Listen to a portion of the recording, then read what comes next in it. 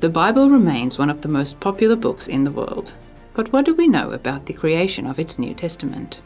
In this podcast series, Archbishop Mark Coleridge, the leader of the Archdiocese of Brisbane, Australia, and a doctor of sacred scripture, focuses on the extraordinary story behind the New Testament. We hope you enjoy the words that make the world. So welcome back to this exploration of how the New Testament took shape, these words that made the world. Last time we looked at the first of the four Gospels, asking the question, why did Christianity turn to story? And we saw that it was obeying the deepest impulses of the Bible in doing so. And it was to meet the dramatic need of the church in Rome at the time of the Neronic persecutions in the mid-60s. Now, the question therefore is, why did we need more Gospels? Because if the Gospel of Mark was as powerful as I have suggested, surely it was enough. But in time, the church came to see that there were new and dramatic needs that needed a different kind of response, drawing upon the very potent biblical resource of story, but doing so in a different time and circumstance to meet a different human and pastoral need. So again, I stress that these stories, the Gospels, are not ivory tower texts written in a kind of vacuum, that they are written in the midst of the life of communities that are asking the deepest questions and facing the direst needs. Now, the other two Gospels that form what we call the synoptic tradition are Matthew and Luke. Now, the word synoptic means they see with the same eye, synopsis from the Greek. So Matthew, Mark and Luke are often called the synoptic Gospels. They see with the same eye. Now, that they draw upon the same traditions is certain, but it's a bit misleading to say that they see with the same eye, because in fact, these are not biographies of Jesus. They are interpretations of Jesus to meet a particular need at a particular time, and each of them is quite different one from the other. So Matthew, Mark and Luke are quite different interpretations or portraits of Jesus Christ crucified and risen. And keep in mind, just by the way, that nothing in the Gospels is pre-Easter, even though the story is told in that way. The whole story, all of the Gospel, is in fact told in the light of Easter. So nothing in the Gospels, in fact, is pre-Easter. Now, when I talk about a portrait of Jesus, I'm thinking, well, if four different painters came into the room and painted your portrait or mine, they certainly wouldn't come up with identical depictions. In other words, a good painting, at least, is not just a depiction, it's an interpretation of the person. So those four portraits would be, in fact, quite different. Seeing me or you from a different angle and in a different light, from a different perspective. Now, it's exactly the same with Matthew, Mark and Luke, that they are different interpretations and often quite different interpretations. I think, for instance, of the way Mark depicts Jesus dying on the cross, shrouded in darkness and shrieking, my God, why have you abandoned me?" And Luke has Jesus, a paragon of composure, saying, "Father, forgive them, for they know not what they do," this sort of thing. So the two interpretations of the death of Jesus that you find in the Gospel of Mark and the Gospel of Luke could hardly be more different. But they are interpreting the same fact or phenomenon. See, the Bible doesn't say the facts, the whole facts, are nothing but the facts. It deals with the facts, but it's more interested in what the facts mean. In other words, with interpretation. And that's what you get in these stories that we call the Gospels. Now, to understand the vastly changed circumstance that will produce the Gospel of Matthew and Luke, you have to understand the importance of what happened in 70 AD or BCE. CE, I should say, the Common Era, AD or CE, the year 70 of the first century. In that year, you had the devastating destruction of Jerusalem that came as a kind of climax of what was called the Jewish War. The Jewish War began in 66 and concluded kind of with the destruction of Jerusalem in 70, although there was some resistance that lingered on until 72 or 73, usually associated with the fortress at Masada. Now, the Jewish war for the Roman Empire and its army was the same kind of embarrassment or even humiliation that the Vietnam War, became for America, the US. Rome was uniquely able to wage a pitched battle. No one could defeat Rome, certainly at this time, in pitched battle. But what the Jewish War was not a pitched battle, again like Vietnam. It was guerrilla warfare. And the Roman army, expert at pitched battle, struggled with guerrilla warfare. So that eventually when they took Jerusalem after a 4-year struggle and sending in their most powerful legions, the vengeance that Rome wrought was in proportion to the humiliation that they had suffered. They absolutely flattened the city. And as a result, Judaism as it had been disappeared into the black hole of history. And the question was, would anything survive of Judaism? In fact, it did survive in the most extraordinary way, and I'll come to that in a minute. But it was also a catastrophe for the primitive church. Because you see, the mother church in the early days had unquestionably been the church in Jerusalem. So the church in Jerusalem also just vanishes into a black hole. And the question is, where do we go from here? Well, in fact, where Christianity went was across the Mediterranean and found its new centre of gravity in the imperial capital of Rome. So that the Bishop of Rome eventually assumes a kind of primacy rather than, shall we say, the Bishop of Jerusalem.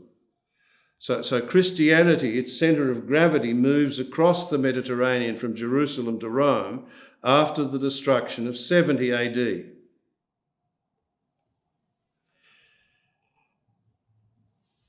The question of the survival of Judaism also became the question of the survival of Christianity. Keeping in mind that many had regarded Christianity as just another Jewish messianic sect. And one of the crucial questions of the early church, and you see this classically in Paul's letters, is the question, is Christianity just another Jewish messianic sect, part of the synagogue therefore, or is it some deeply related but distinct intervention of God, so that the church is born from the synagogue but not part of it? The umbilical cord, as it were, has been cut. Now, Paul comes very early to that understanding of the church, not as part of Judaism, but as something born from the womb of Judaism, but something quite distinct. And that sense will ground his mission to the Gentiles. So Christianity becomes increasingly a Gentile church. because it understands itself not as part of Judaism, but as born from Judaism, as a distinct intervention of God, expanding the kind of universality that includes all people in the embrace of God's mercy, not just the Jewish people. So both, certainly Matthew's Gospel, if I could turn to that now, becomes a response to this dramatic situation that Christianity faced after 70 AD and its destruction. Because you see, one of the things that Judaism does is draw the lines much more clearly and severely between those who are in and those who are out. The only elements that really survived within Judaism that could assume leadership were, interestingly, some of the Pharisees. So Pharisaic Judaism becomes dominant after the destruction because other groups within Judaism that had assumed leadership, some of them we meet in the New Testament, like the Sadducees, the old priestly aristocracy, and so on, they had simply vanished.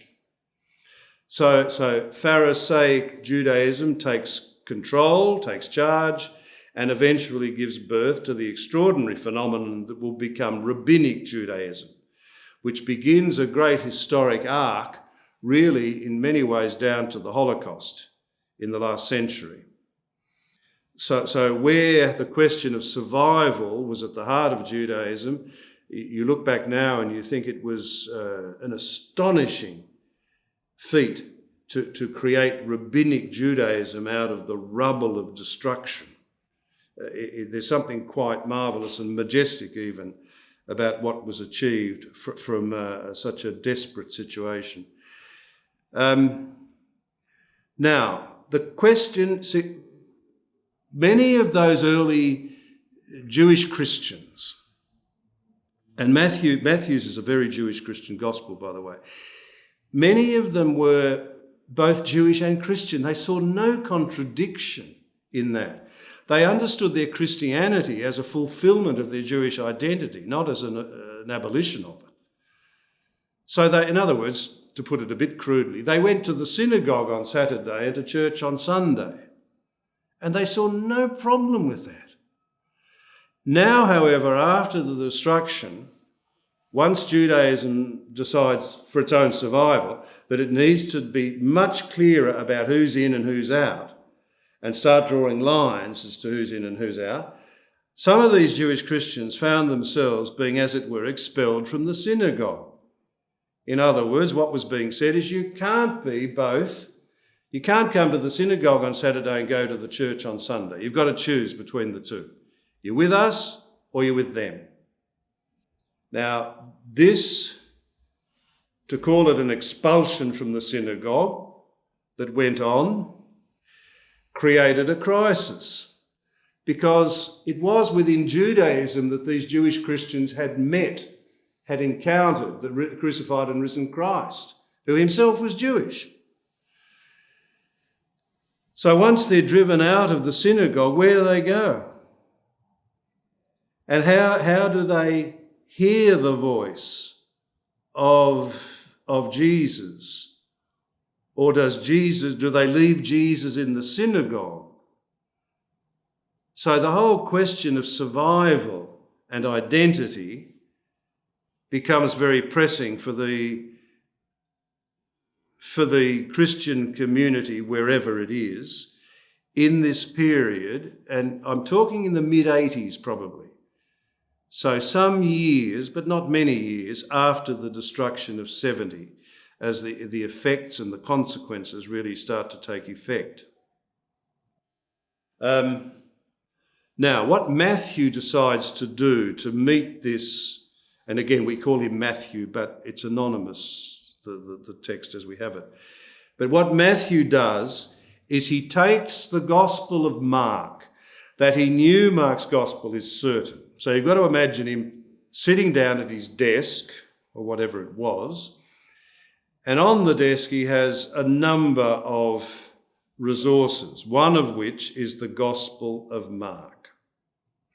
There would be other collections of sayings and other records of various traditions that had been floating around, because this is now 50 years after the death and resurrection of Jesus. That's quite a long time.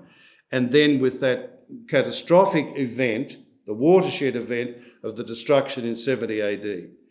So he sits down with his raw materials, as it were. He reads the Gospel of Mark and he thinks, well, this is crucially important, but it's not quite adequate to meet the needs of now. So what he does is he takes the story of Mark, he respects the storyline, and he picks up his scalpel, as it were, and he makes incisions in the storyline of Mark.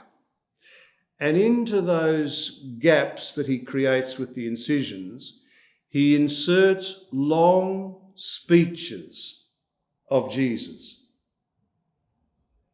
Jesus talks much more in Matthew's Gospel than he does in Mark. So you have, for instance, the most famous of these discourses, as they're called, or speeches, that Matthew inserts into the storyline of Mark is the Sermon on the Mount. Chapters 5 to 7, one of the most famous texts in the Bible, certainly the New Testament.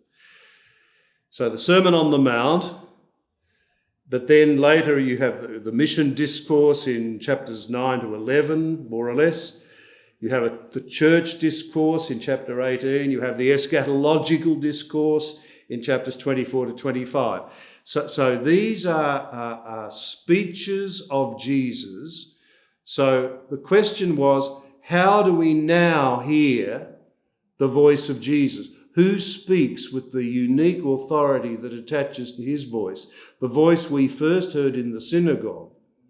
Matthew says, you want to hear the voice of Jesus? You want to encounter the unique authority that attaches to his voice? Then enter the world of my story and listen to his voice.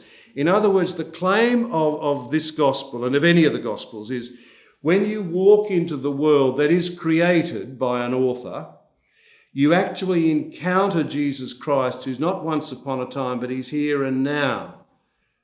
In that sense, there's a quasi-sacramental understanding of the text, of the story, that it actually contains the real Jesus. This is not a fictional Jesus or a fantasy Jesus. You walk into this story world that is being created by Matthew in this case, and listen with the ear of faith. You will hear the voice of Jesus himself every bit as much as those who heard the original Sermon on the Mount up in Galilee. And you see, we still read these texts now in that same belief, that it's not once upon a time stuff we're hearing, that this is the voice of Jesus himself here and now. So in that sense, we may be, for Matthew's community, we may be booted out of the synagogue, but we're not cut off from the voice who is the fulfillment of Mosaic authority. You want to hear the fullness of Mosaic authority. Don't think you've left it behind in the synagogue. The fullness of Mosaic authority is encountered in the voice of Jesus.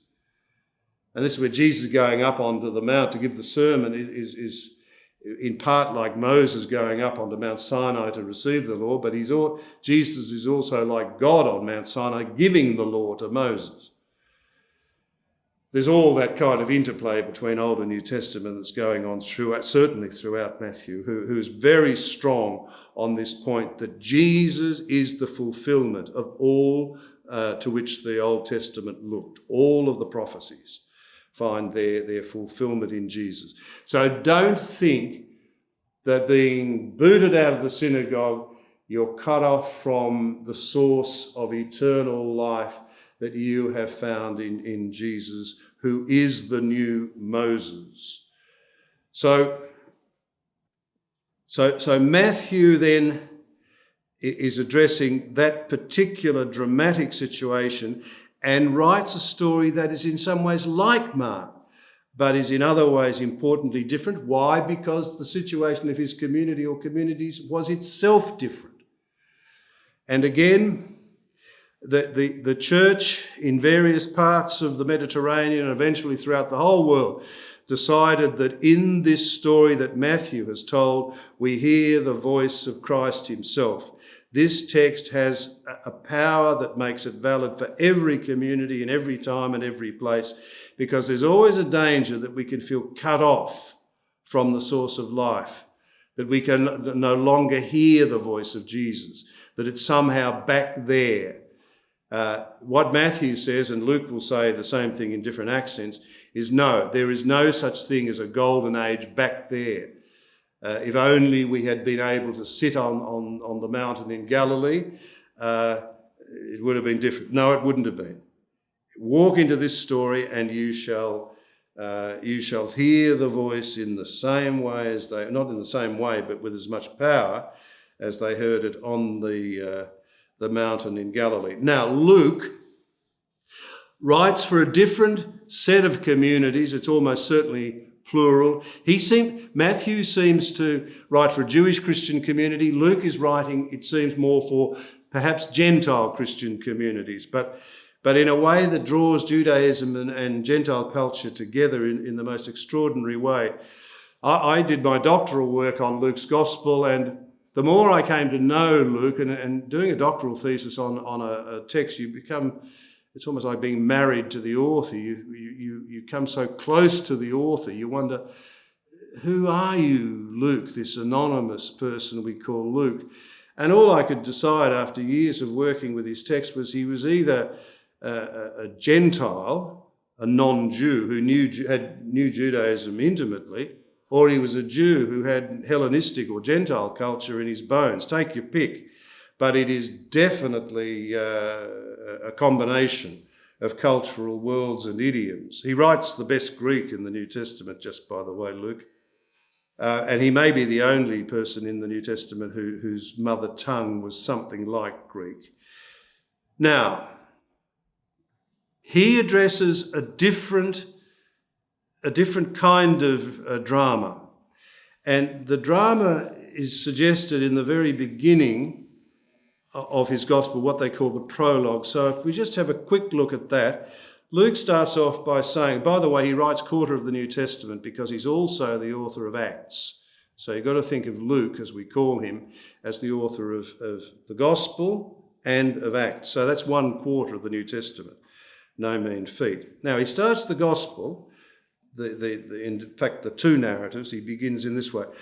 Inasmuch as many have undertaken to compile a narrative of the things which have been accomplished among us, just as they were delivered to us by those who were from the beginning eyewitnesses and ministers of the word. So again, he's got various texts in front of him. He's not the first to do this. He certainly has Mark. Does he have Matthew? Probably not. He says then, it seemed good to me also, having followed all things closely for some time past, so he's been working at this, to write an orderly account for you, most excellent Theophilus, that you may know the well-foundedness of the things that you have been taught. Now, I'm going to repeat that last line because it's the key. That you may know the well-foundedness of the things that you have been taught. Now, what does this imply? We don't know who Theophilus is, just by the way. In fact, it's you, it's me, if we read or hear this gospel now. So don't bust yourself trying to work out who Theophilus is. It's the reader. Now, Theophilus is not a beginner. He has been catechized. He's been taught. He's been informed of various things. But it seems he's not sure at this point how well-founded those things are. And he needs to be reassured of the well-foundedness of the things that he has been taught. Now, what has he been taught?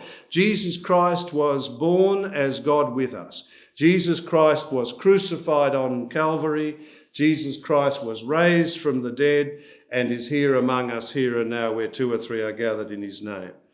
I mean, that they're the bare bones, the kerygma that he has been taught. Now, clearly, Theophilus, in other words, the communities for whom Luke is writing, he needs reassurance. He's not too sure. He's lost momentum, as it were. And what comes with that loss of momentum, that loss of assurance, is a loss of the kind of energy required for mission. Now remember that the gospel will be succeeded by the Acts of the Apostles, which will tell a great story of mission.